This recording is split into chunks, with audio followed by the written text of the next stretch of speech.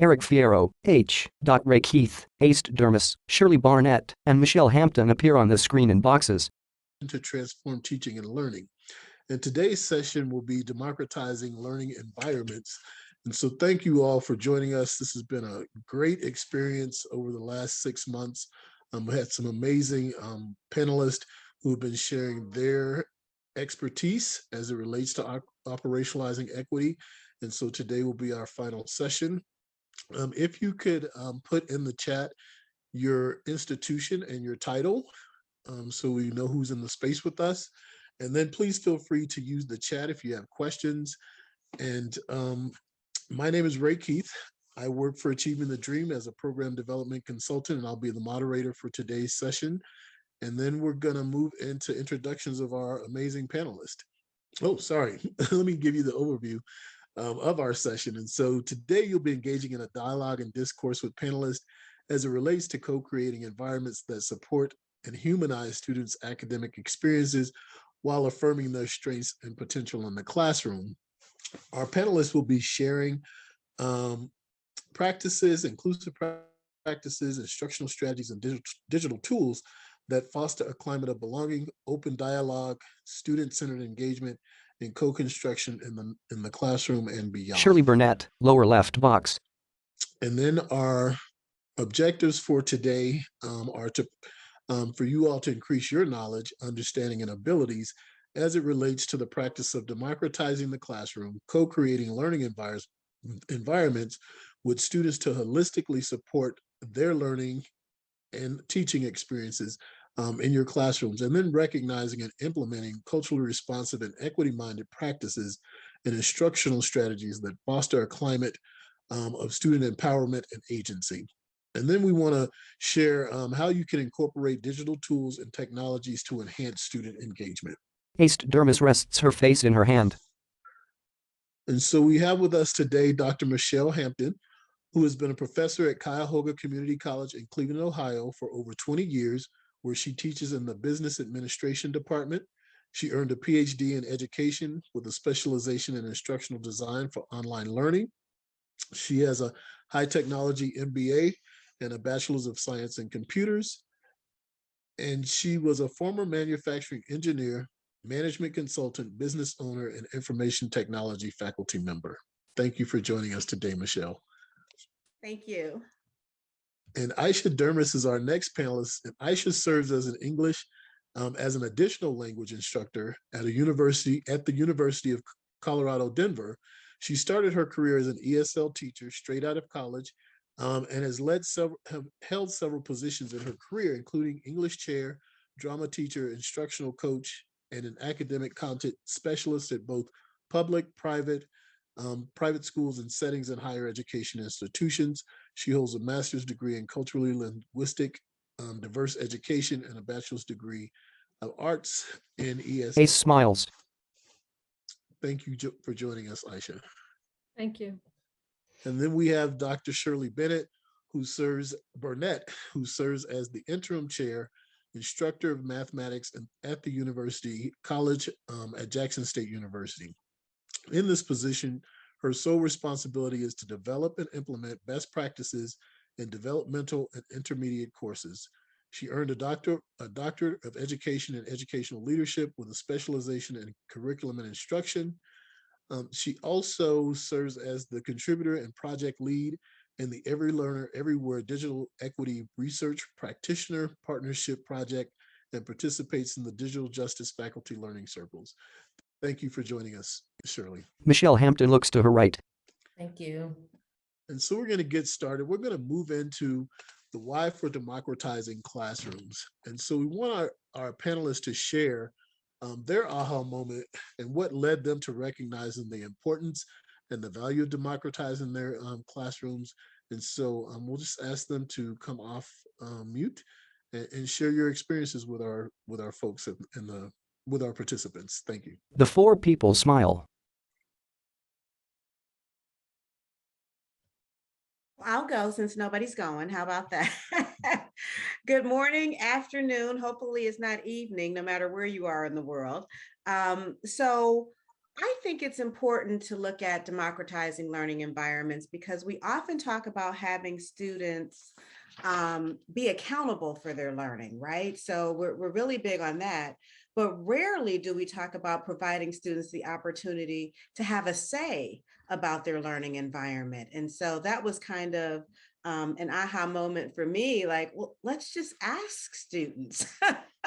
We're often the sage on the stage, or most of us are used to playing that role in the front of the classroom, if you teach. And rarely do we ask students, what do you think? What do you like? What do you think about this? How is this landing for you? And so that was kind of my aha moment. How about talk to my students and see how they feel about things, especially their learning environment. Great. Thank you, Michelle. Thank you, Michelle. I can go next. And I want to echo everything that you just said. And I think, when I thought about the why question and, the reasons why, I think it's important to revisit. I wanted to revisit one of the most fundamental principles of democracy itself. For betterment, the democratizing the classroom is the natural rights, right? Whenever you Google it, even if you Google it, it's going to come out, the natural rights, right to life, and liberty and property that no government can take away. So I wanted to see this principle's reflection in my educational environment. And then, when we see, or when we look at the classroom culture, it should be alive with its living, changing, evolving, sustaining dynamics. Ace hand gestures. So, and then we want to see that it is liberated, right? And the members' ways of knowing, diverse ways of knowing and ways of expressing their knowledge and their authentic existence are valued, seen as contribution and an asset. So the verb democratize occurred to me when I felt the need for it the most. As I was reflecting on the syllabi, the former syllabi examples I was provided for institutional framing, I first looked for values as an educator. Then I sought the language that would communicate these values to my students in an authentic way. And then I also skimmed to find the parts where the students can contribute, collaborate, co-create, and be that one member of this community of learners with their cultural wealth.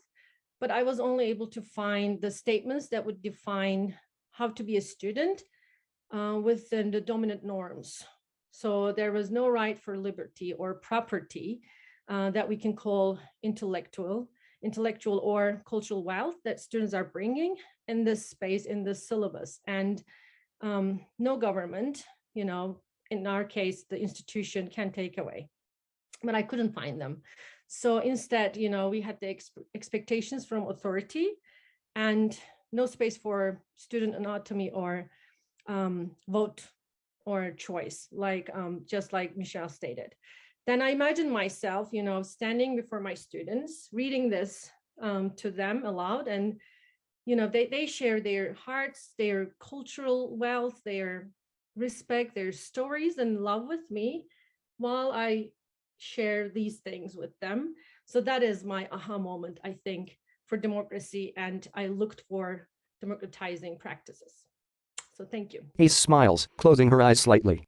And I would just like to add that for me, I was trying to figure out that missing piece. It seemed like there was just something missing because we know that we're all experts in our field of study. But I was like, it just seemed like there was a gap between what I was trying to deliver and my students. So I reflected on a famous researcher, Vincent Tinto, and he made a profound statement. And it was way back in 1975, but it is so profound. And his statement was, no matter the situation, the greater the student's level of academic integration, the greater level of substantial commitment to the goal to college graduation. So I wanted to figure out, how can I make that classroom experience better so that it will retain the students? And that was my aha moment. I needed to do something different. Great. Thank you. This is a great way to get our conversation started. We do have a question from one of our Ace drinks. participants. Does democratizing have a boundary? Ray, I can take that question. The answer is Thanks. absolutely yes. So we're talking about infusing student voice in the learning environment, not allowing students to just completely take over the learning environment. And so I think a couple places in this presentation, we use the term co-create. Co-create means we're still around. And so absolutely, democratizing does have boundaries, and what those boundaries look like actually can change from class to class because each class is a different set of students. And so it's really, to Aisha's point, the comment that she opened with was that the classroom is a living, breathing, changing, evolving thing. And so we've got to live, breathe, change, evolve, and be flexible as well. But yes, democratizing, in my opinion, definitely has boundaries. It's a co-creation situation. Yeah, and I would think about how we're thinking about boundaries and thinking about how we're positioning ourselves and positioning our students in that space as we're co-constructing and co-creating these environments that are democratized. So thank you for that question. Ray Keith gestures. All right, we're going to move into our next section of the session. And so again, we're going to be talking about how we co-create environments that support and humanize the students' lived and academic experiences, and again, affirming their strengths and the potential in the classroom. And so here we're going to have our panelists share approaches, practices, and processes that they've used to democratize their learning environments, and making sure that they're using a student-centered, equity-minded, and culturally responsive lens when they're doing this work. And so Shirley looks to her left. I will turn it over to our panelists.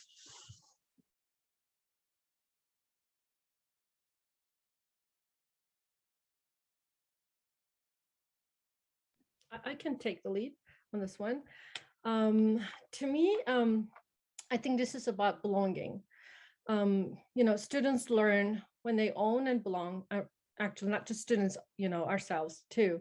And as we know, in order to own something, we put our effort, time, passion, skills, potential, joy and love in it, right? So democratizing the education then will give students the ownership of their learning and teaching experience, that their effort is validated, right? And their time is appreciated, their passion is heard, and potential is considered as an asset and a contributor, and joy and love, I think, in my opinion, are a must. So democratizing is taking students with holistic approach and co-creating a holistic experience that would acknowledge their lived and academic intellectual experiences as a collective strength through project-based learning or problem-solving exercises or community building or innovative tools and strategies that in very short, my colleagues will share with us some of their examples, and by democratized classes that dismantle the norms that are both results and the causes of inequities in education.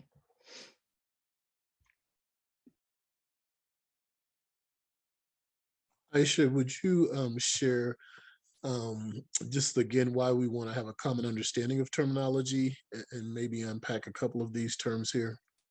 Okay.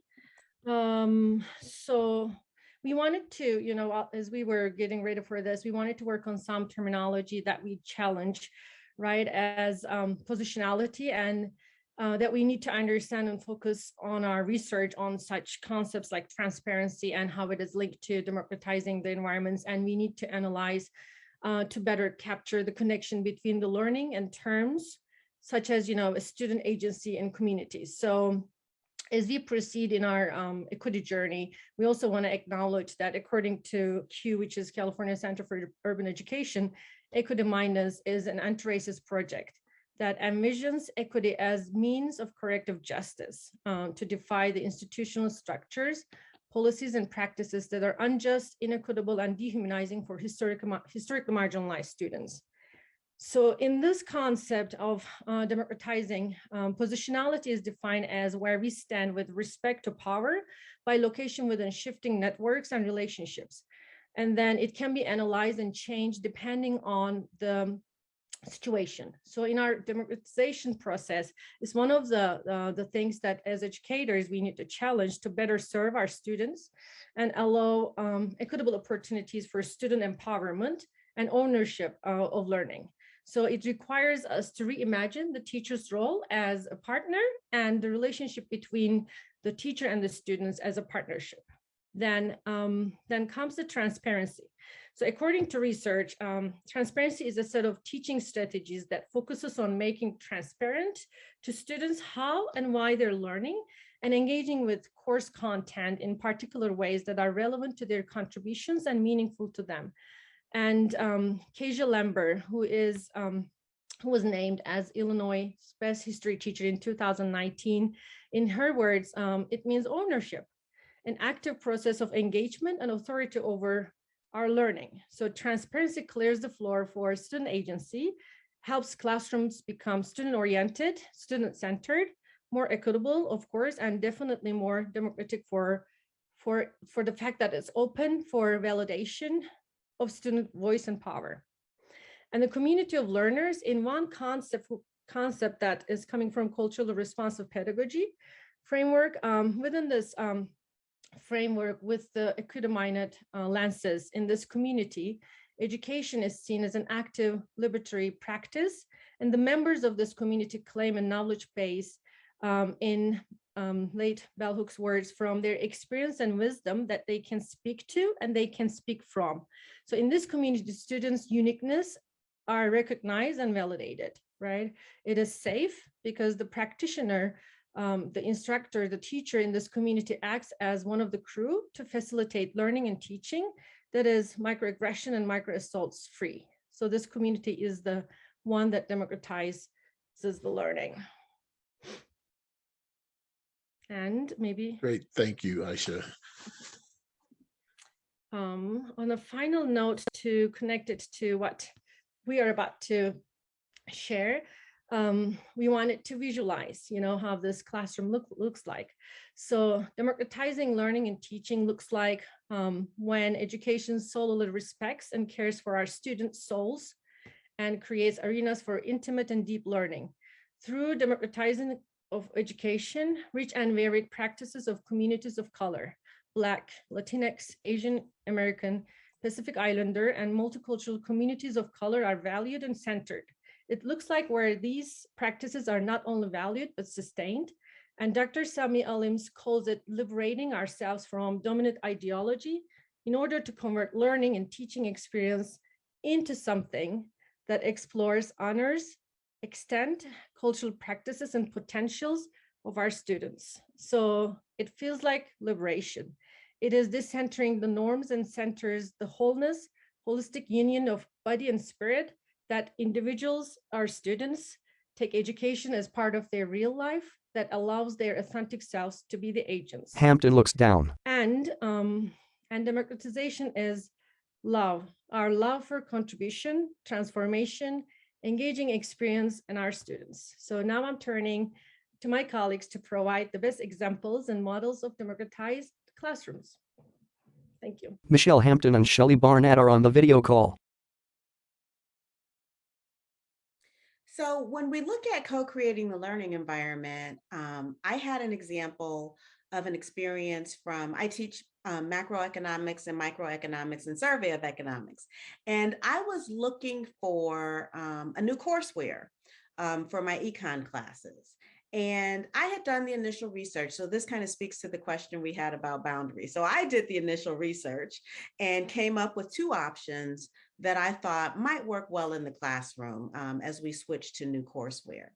And what I did is I took the time to talk to my students and I involved them and I had them pilot 2 chapters under, let's call it courseware A, and 2 chapters under courseware B. And then brought them back together and got their thoughts about, well, what do you think would work best? What did you like about each one? What didn't you like about each one? So in effect, I gave them options, but I also heard their voices. I mean, so they really did vote between the 2 choices of which courseware that they felt most comfortable with and thought would best enhance and augment their learning environment. And so what was really neat, they were so into it. I think they worked harder on those chapters than they did on any of the other chapters that we had that semester. And they had done such a good job that it turns out the courseware that we went with, the publisher was so impressed with how they had prepared their notes and the feedback they got that they flew from Boston and had a formal focus group with my students. And we had a big party. And you guys don't know me, but the people on the panel that do know me know I love a good party. So we had a good party, and they were debriefed by the publisher, and we were one of, I think, only 2 community colleges in the country that were even allowed to participate in doing the pilot. I was just so proud of my students. And ever since then, so I went with their suggestion, which was mine, but I didn't let them know that to influence their decision. And as I teach the course each semester now, I do a survey, a feedback survey, just so I know what I need to change or improve or delete or modify in the class. And one of the questions I ask is, so what we chose is a completely digital platform. So we don't have a traditional economics textbook. The thinking behind that is, if you're confused in economics, reading 3 paragraphs in a textbook is not going to help unconfuse you. And so the digital platform has really been a plus in helping to improve the learning environment for the econ classes. But I asked the students, so would you rather have a digital textbook, or are you, how do you feel about the all digital component of the course with delivering the content? And I think we chose the new courseware almost 5 years ago now. And every semester since then, all the students have reported, I think I've had 2 that said, no, I'd really rather have a traditional textbook in the almost 5 years. But all of the students are like, no, this is great. And then I tell them, hey, your students back in 2018 thought this was a really good idea. And that's where I got this from. And they're like, hey, cool. So it really has worked out well.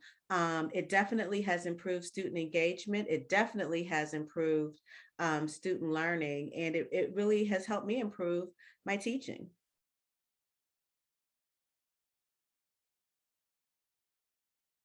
Thanks, Michelle. And yep. Am I supposed to answer this question now? No, we're gonna follow up Okay. at the end. Yeah, Dr. Burnett's gonna share what she's done, and then we'll answer the question we have from one of our participants. Okay. So with me, when reflecting back on that aha moment, I wanted to change the dynamics of what was going on in my classrooms. And so one of the things I did was to embrace the whole thing of inclusion, making the students feel connected to what they were learning. So my initial attempt, it started in mid-semester. So it went off a little well, but I thought that I could do a better job. So what I did the next semester, I set the tone earlier. I started from day 1, trying to change the dynamics of my classroom. And so I wanted to do what I usually do. I'm concerned about content. I teach math. So I always want to set a good Ace raises a finger. tone as to this class. We're going to be doing work, and we're going to be doing work every day. That's what I want to set the tone. But I didn't necessarily set the tone to let the students know that I'm human, I'm approachable. So I know that someone asked a question about time restrictions. How do we find the time to do this? So with my classes, they're a little different because I teach co-requisite classes where we have extra time embedded within our classrooms. So I had the time to carve out time to, get acquainted with my students, what I'm recommending. So during these get acquainted sessions, I allow my students to upload videos instead of that common practice of stand up, introduce yourself, tell me what your major is, you know, that normal introductions that we do. And what I always ask the students that when you share your photo, that it had to be something that was valuable to you. And that I really wish that if they could be included in the photo.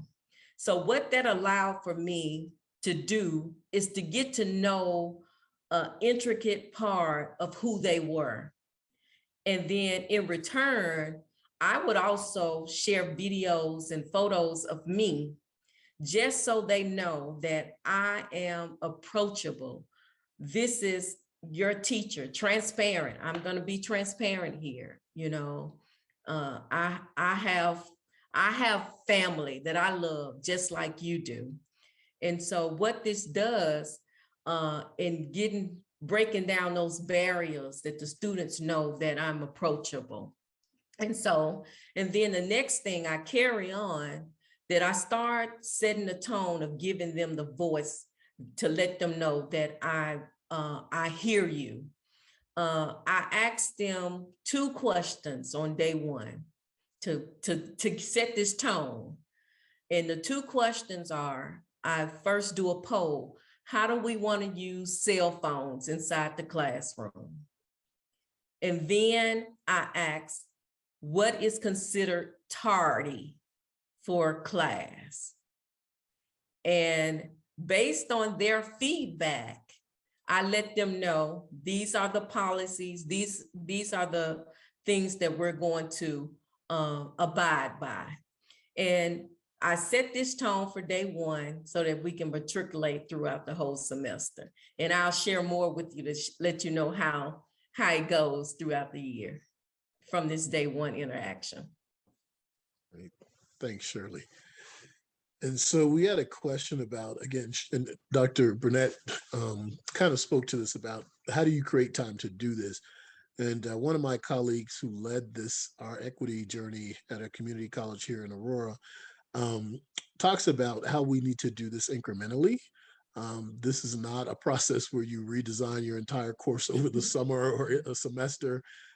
It's finding maybe a couple of assignments that are going to have actual impact on student learning and the student experience, but figuring out how do I redesign, and then also, again, bring in that student voice, their perspective, their feedback as it relates to specific assignments in the course. And so it's doing this in increments, not overhauling your course over a summer or something like that.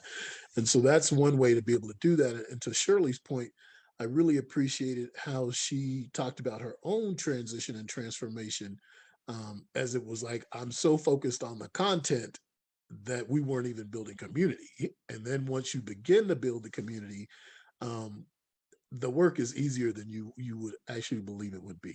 And again, my colleague in Colorado often talks about, after redesigning and developing those courses, he said he's working harder, and working more smarter than he had been previously.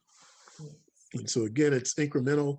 It just takes time. And once you've redesigned, again, it really is a cyclical approach that you need to be redesign, implement, assess, and then reassess. Right. But once you've done that, most folks that I've talked to, they said their work as an educator is much easier. Shirley looks down. Ray, just to add quickly to that too, it's not separate and apart from what we normally do. It really is integrated and woven into exactly what we're doing in the classroom. And so I think as long as you make sure that it's integrated, it goes a lot better. And as you said, I mean, it makes our job a lot easier.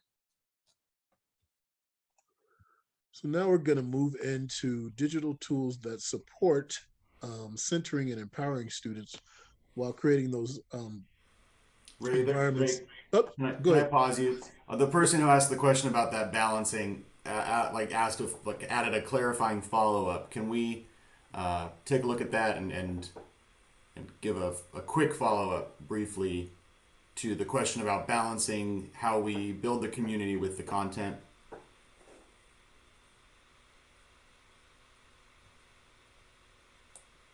I don't see the question, but I can go from what you just said, Eric.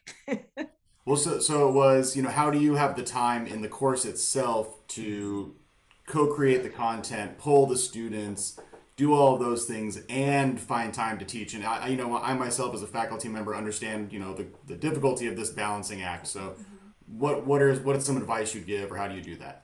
Well, one, you don't do it for every single unit. So you're not co-creating every week that, that you're running your course. So for me, I pick out strategic points. Like I was going to move to new courseware anyway. So why not involve students in the decision? Actually, this is a good entree into the next slide. I kind of give examples of how I infuse these things into my courses. And it's not every single assignment, every single week, every single unit. It's strategically where it makes sense. And so I guess I will, if it's okay, I'll start with my slide here. All right, so interaction is the glue that holds the learning environment together. At least that's my belief. And when you're looking at co-creating the learning environment, I believe we have to create space for those interactions to exist. And so for me, interactions exist on 3 levels. So there's student to instructor interaction, student to student interaction, and student to content interaction. And I give just a few examples there under each of the interaction kind of types there. And so one, I'm going to show you an example in each, but timely feedback. There's nothing magical about that, but you would be surprised at how it goes such a long way for letting students know that you really are involved in the course. I mean, you haven't taken your hands off the steering wheel and you're in it with them. If they do an assignment and it takes you 8 weeks to get back to them, it looks like you're not involved. So why should they be involved? And so it's not always high tech. It's not always something that's fancy. And it definitely is not something that's separate and apart. Visual presence of instructor. I teach quite a few of online classes. I teach a couple in person, mainly blended or hybrid. But in my online classes, I really work hard on social presence. And so because it's easy to flip the switch and just let the class go into autopilot, the students don't know you, you don't know them, you've not created any community, nobody's engaged. It's just really easy to go down that road. And so I use an avatar that acts as the online course guide, and it's something really simple, and it's kind of it's an avatar. So I'll let you see her in a moment. I guess maybe I'll do the example under each one rather than do them all 3 together. So, all right, I'm going to share my screen, Eric. And I think, wait, I think it's this one. Eric is much better at this than I. Did I get to the right? Here we are, I think. Here I am. Okay. So I happen to use, can people see my screen? Okay, good. I happen to use Voki, and you see, I mean, I'm moving my cursor. Her eyes kind of follow the cursor, but I think she looks like me. And if you disagree, I don't want to hear your answer. I mean, I don't want to hear your comment if you disagree. So Michelle, I think she looks like me. We can't see your avatar, Michelle. We can only see your link page. Yeah. Oh, so what's wrong? Yeah, I think the avatar just didn't come up. Huh. Can you see? We just see your links. Michelle looks down. Oh, wait. I linked to the wrong thing then. Hold on. Ray looks forward, smiling. That's why we let Eric run the slides, right? Ray looks to his right. All right, let's try this again. I'm really sorry. Michelle smiles. Ray adjusts his face. Here, let's try to share this screen. Now can you see her? Yes. Okay. All right. So hopefully she looks like me. And she talks briefly. Hello and welcome to Econ 2620 Microeconomics. I am Professor Hampton's electronic guide for this course. So did we hear her talk? Okay, good. All right. So every week she comes on and she basically says, this is what we're going to do for the week. Make sure you do this, make sure you do that. And it's really simple, but the students were sending me emails like, is that your real voice? Yeah, I did not hire a professional actress, to play me for this course, but it made me realize just how easy it is for the students to become so disconnected from us, especially in an online learning environment. And so I work really hard to make sure that I infuse social presence in my online classes to help improve the student to instructor engagement. So under student to student, there is the examples are immediate presence of your classmates. Of course, group work is an easy way to create student to student interaction, and then peer review. Well, I came up with kind of what Shirley was saying. We can do the same old stuff for group projects. We can do the same old stuff for introduce yourself to the class. But I happen to use VoiceThread for my group projects. And so with VoiceThread, I can give the instructions with my voice. And hopefully, will it play? Hampton.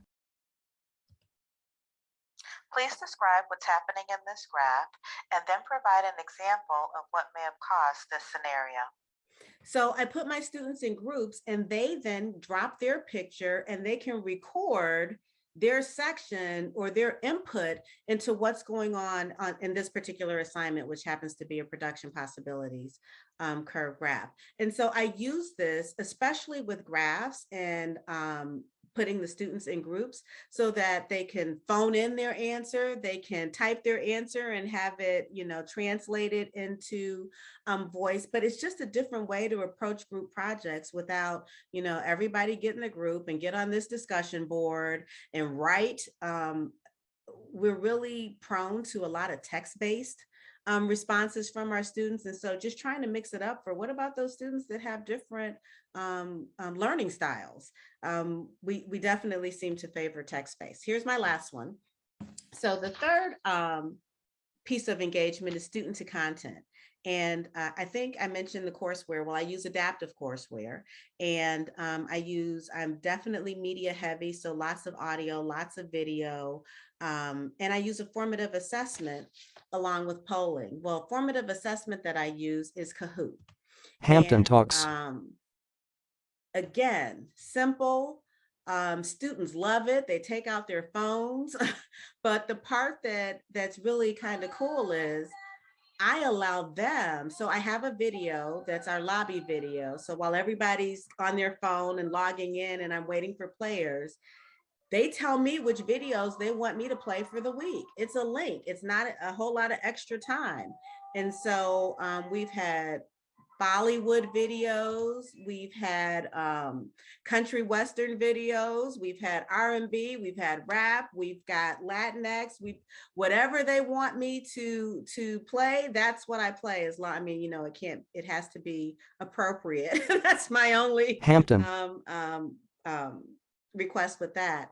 So these are things that I use, in my learning environment to help, that are some digital tools that are pretty easy to use, relatively inexpensive or free. Free is always the best price, but students absolutely love it. And again, these are integrated into my course. They're not separate and apart from my content. Great. Thanks, Dr. Hampton. These are really amazing digital tools that can enhance the student learning and student engagement. So we're going to ask Dr. Burnett to share out some things that she's utilizing as it relates to digital tools that support student-centered learning as well. The panelists. I said, Michelle, I'm gonna have to steal that doing the videos as I do my Kahoot while they log in. Yes, so the changes that we make to our class is not overnight, as we have stated. It's a continuum. And someone asked the question about how has the pandemic changed what we do in the classroom. While the others listen. What I now do is my face-to-face classes still have a complete Canvas shell that goes along with it.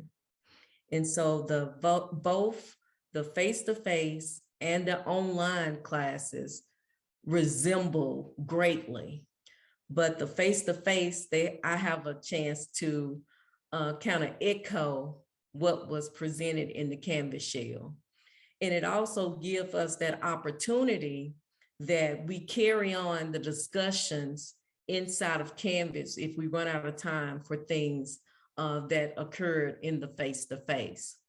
So some of the things that I do for as individualism, we use Pearson, My Lab and Mastering is our Pace holds her hand to her face. LMS that of choice. And we use it where we adapt the lessons for each student, and then they have an accessibility feature embedded within. And then inside the classroom, we also I try to use personalized feedback in the online environment as well as the face-to-face. I try to give each student individualized feedback on things that they have presented to me. So so we move from the individualism where we try to do a collectivism, where we don't want students to feel that to be productive in society is going to be a solo act. I try to encourage them that they got to learn also how to interact with one another. So some of the things that we do is I use games, and there's a link there that has every game that you can think of, and the tool will allow you to create your own game that's applicable to your situation. So that tool, I have a member on my team, and she does an excellent job with creating, Jeopardy, Want to Be a Millionaire, everything. And she can do it quickly. So we use that tool as a means of, like, for the review for a test. We use Kahoot, as Michelle talked about, just to get them engaged so that they can get their mind off of I'm just being that sage on the stage. We try to actively engage them in the process.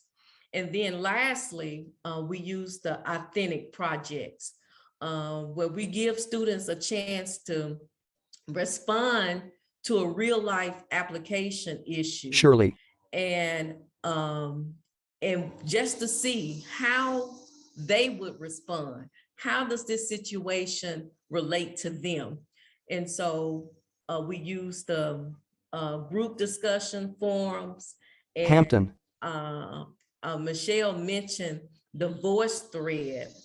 That has been an awesome tool in trying to communicate with students, that they can hear your voice and I can hear their voice. And a lot of times, I send that message every Monday. I send a message to my students. Hi, how was your weekend? I did this weekend, and it just forms that relationship, that community that is unexplained. Like I said, my goal was to bridge that gap, that I wanted to have a good classroom experience with the students, as well as help them to master the content.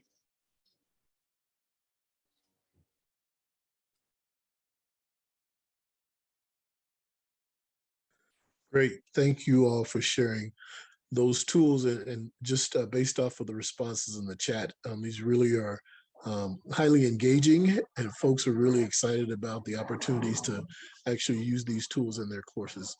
And so we're going to move into successes and opportunities for democratizing learning environments as we are entering into the last 14 minutes of our session.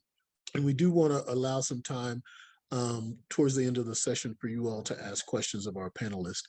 And so we'll just start with our panelists sharing their successes. And as we engage in this work, there's always opportunities or challenges that we might need to address or that we might face. And so our experts will share how they've overcome some of those challenges, but maintaining a focus on how to become, how to operationalize equity through a student-centered lens. Okay, so in this part of our presentation, I just want to provide a very brief background information on the class, the design process, and student products as examples of their experience. So this is an online advanced grammar class that is recommended to be taken simultaneously with an advanced composition class under college prep ESL program in Colorado, and their prerequisites for the college level classes. So as we started the term, as Shirley was mentioning, Ray touches his face. I held, because I wanted to humanize the experience, and this was our first time that we were doing online version of this class. I held pre-semester office hours that took place at AM and PM hours for students' diverse schedules. And I reach out to students via email to invite them for these hours, and that would be just about them. So they would come to this office hours just to say hi, or short introductions, ask anything, say anything, see their peers, meet the classroom, start building our community before the semester started, right? I also aimed to provide this experience for them prior to the first day of class. And we shared our stories, what likes, what dislikes, the goals for our education, and then how we want to define success, right? So I came up with some prompts such as, what would you title the book if your life was a book, or who is your inspiration in life from history, and what do you think they would tell you if they were here, or if you had to meet them now. So this experience led us to conversations about the community we wanted to create, and we wanted to build and sustain and the community principles that we co-created. I also asked them what they think about it is the most important thing in this class. And the student responses, of course, varied from time management to getting an A, from submitting assignment on due date to using proper grammar in written tasks. And then I announced that the most important thing in this class is you folks, right? And you're learning. And then this statement, I think, changed the climate from oppressing one, I think, to a democratized one.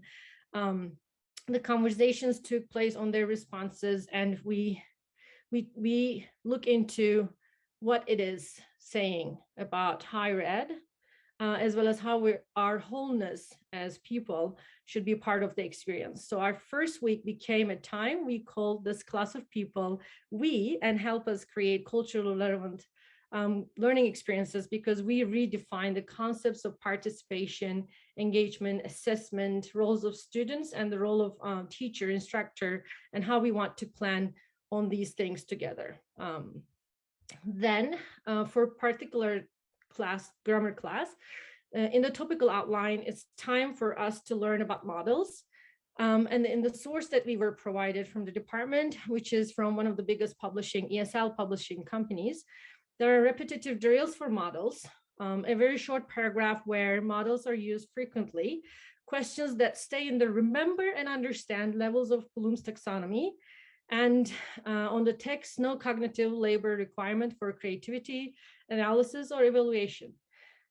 And one of the primary things that we had to design for this class was the assessment, right? So instead of a final or a test or final test, I decided a scaffolded project that would allow authentic expressions of knowledge and learning process, creativity that I wanted to include, and critical thinking skills, because it would involve decision making and making for a plan.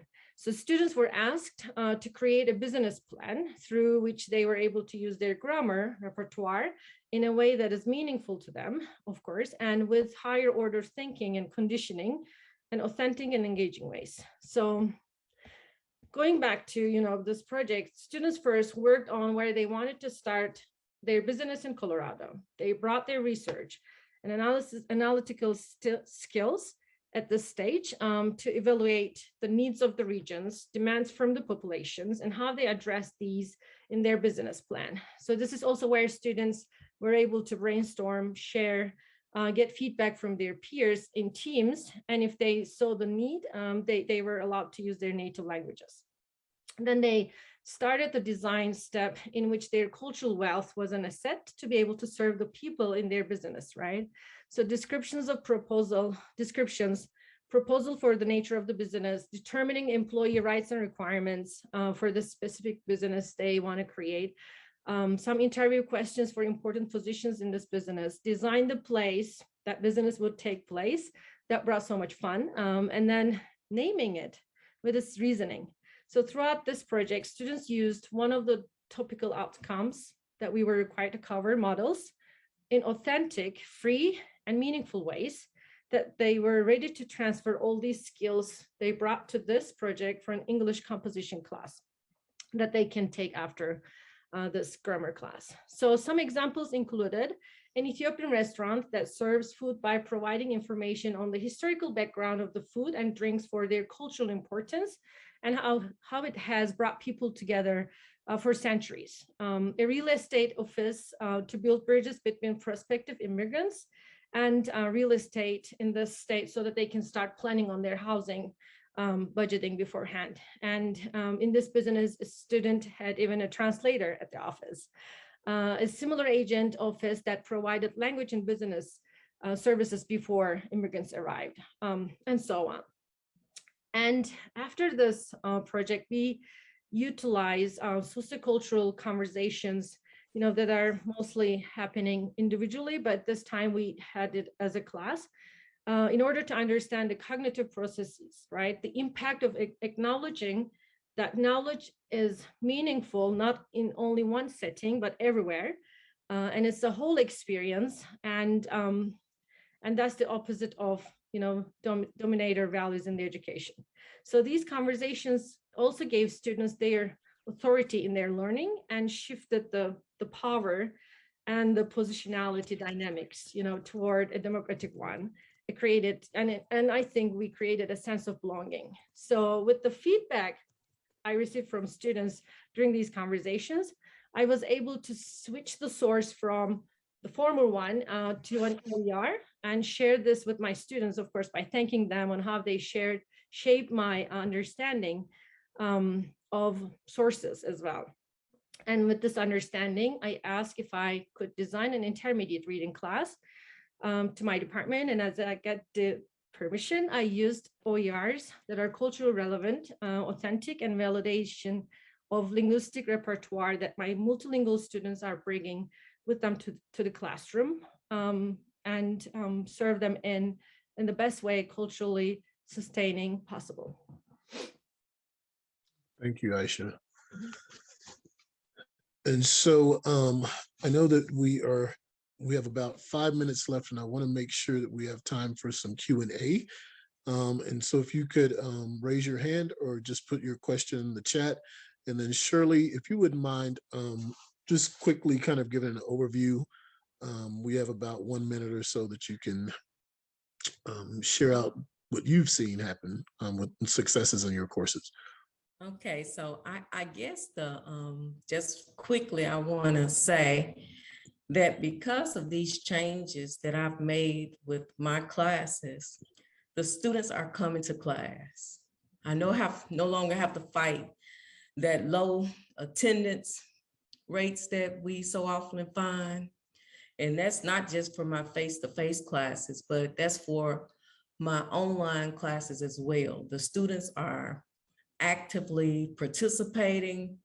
So that social presence is so important to this current student. And then one student mentioned to me that he felt free in my class. And I was just like, oh my Lord, it was worth the investment. It was worth it. Anything that we can do to show those students that we care, that their voice matter, is really worth it. Great, thanks, Shirley.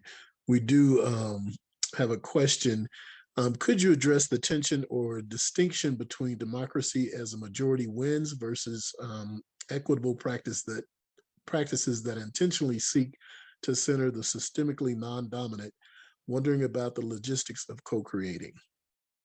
And so I think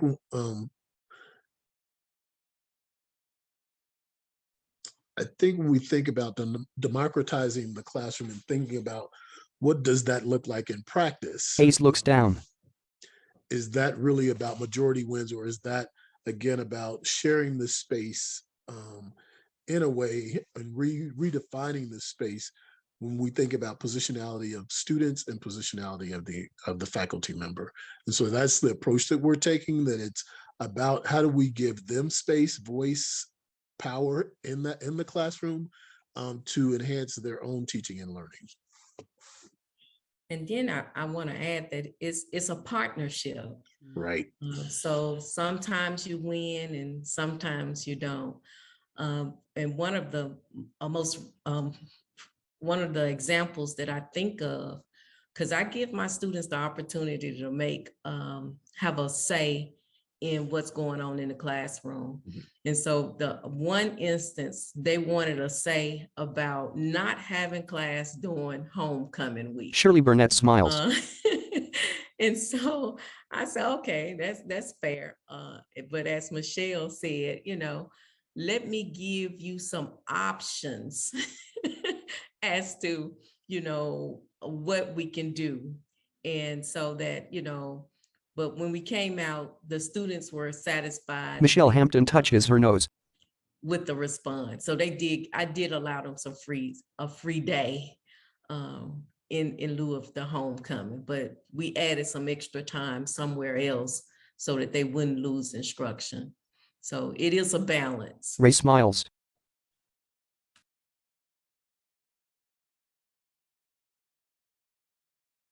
Any other thoughts about final thoughts about democratizing the classroom? And I really appreciate the word partnership. When we think about we're partnering with our students. Ray moves his mouth slightly. All right. Well, I want to thank our panelists today. This has been an amazing session, and an amazing way to end our webinar series. And I want to thank our panelists from the previous webinar series sessions, and really them sharing their expertise and being able to help folks begin to operationalize equity at their own institutions. And then I want to send out a heartfelt appreciation to nearly 1,000 participants that have engaged in this series over the last 6 months.